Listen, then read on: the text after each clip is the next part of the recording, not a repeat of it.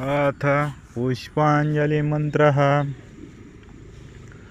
ॐ यज्ञेन यज्ञमयजन्त देवास्तानि धर्माणि प्रथमान्यासन् तेहनाकं महिमान सचन्त्यत्र पूर्वसाध्याय सन्ति देवाय।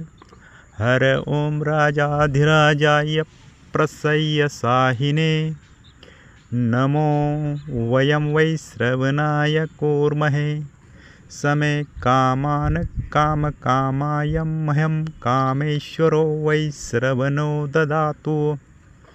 कुबेराय वै श्रवणाय महाराजाय नमः।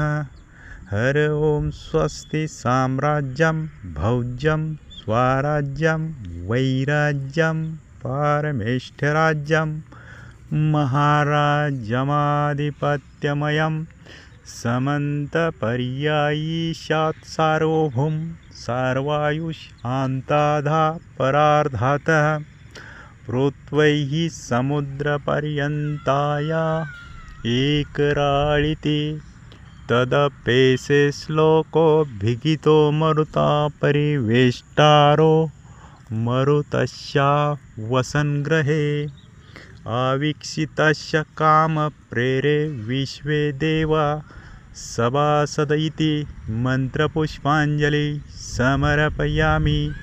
एकदन्ताय विद्महे वक्रतुण्डाय धीमहि तन्नो दन्ति प्रचोदयात्।